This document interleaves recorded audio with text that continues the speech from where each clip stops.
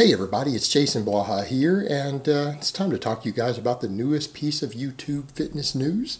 Apparently Rich Piana has had yet another health scare. So let me put on my +5 hat of weaponsmithing, work on skilling up my crafting a little bit, and let's talk about this. And kind of like I said last time, guys, this isn't even hating on Rich. I don't think there's any point to do that at this point. Rich is an entertainer. I mean, that's basically what he does. He entertains people on YouTube. And YouTube fitness, occasionally gives some advice. A lot of it's really crazy, but he does that on purpose. Rich knows he's over the top. It's kind of his thing. It's his trademark. And he always tells people do whatever the fuck it takes. And unfortunately, though, whatever it takes can sometimes kill you and give you health scares. And that's kind of the problem. And that's kind of the thing that makes me worry about Rich. At a certain point, some people say, oh, that's just an act. No, I think Rich really is as over the top as he puts on the internet. It seems to be his thing, his MO. Rich is an over-the-top type of guy.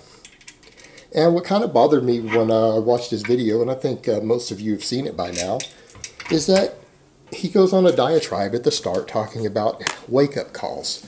And this being possibly another wake-up call. And, talking about health and everything. And it's like, Rich, brother, you're not taking care of your health, though. That's the scary thing, and that's what really sucks. That's what sucks in a lot of ways. You have someone like Rich, who really, when you look at it by most people's standards, Rich kind of has it all. Rich has an extravagant life. He has an extravagant life. He's been vastly successful financially. He's been vastly successful in his chosen social circles, areas that he chooses to engage in. He's pretty much reached the top of the food chain in those areas.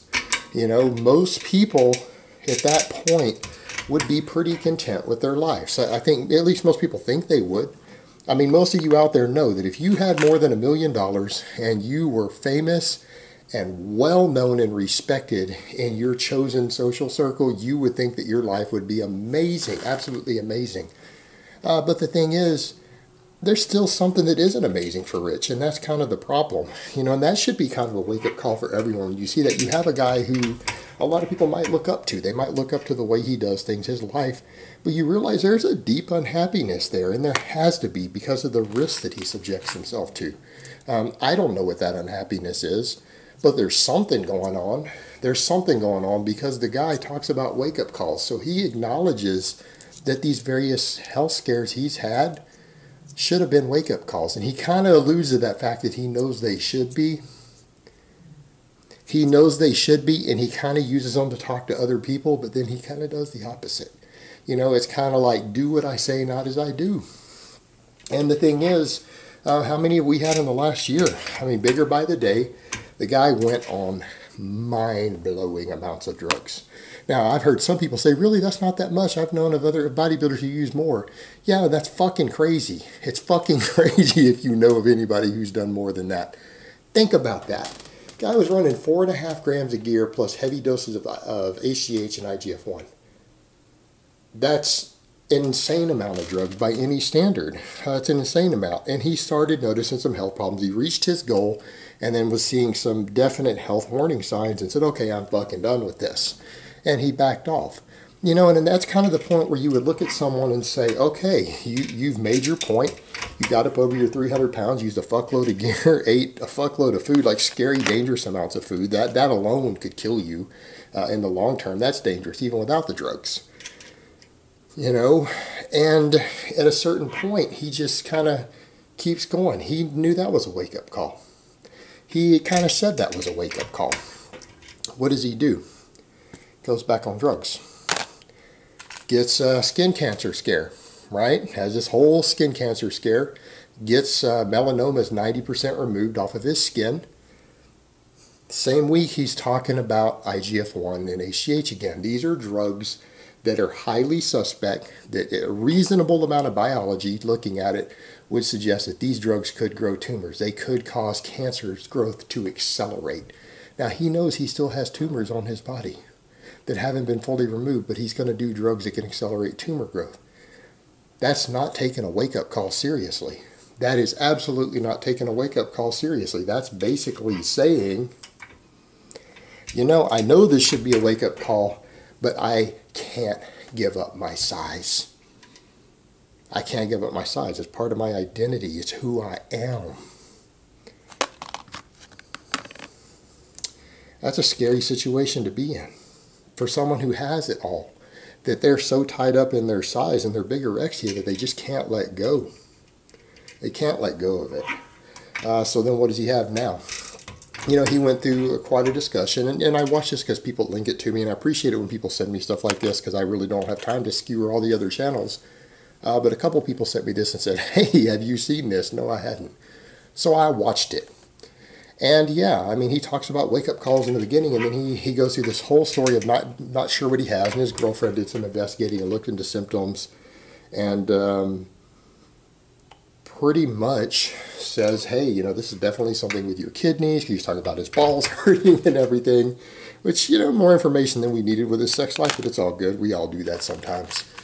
And he goes to the doctor, and they tell him he has shingles. Not just a kidney issue, he has shingles, which is a virus you get after you get chickenpox sometimes.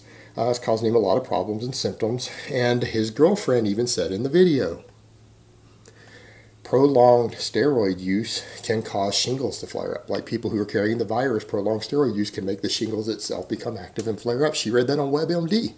And he just kind of said, nah, he wanted to just ignore that. She said, no, it came off WebMD, just not some other random site. And he's kind of like in denial.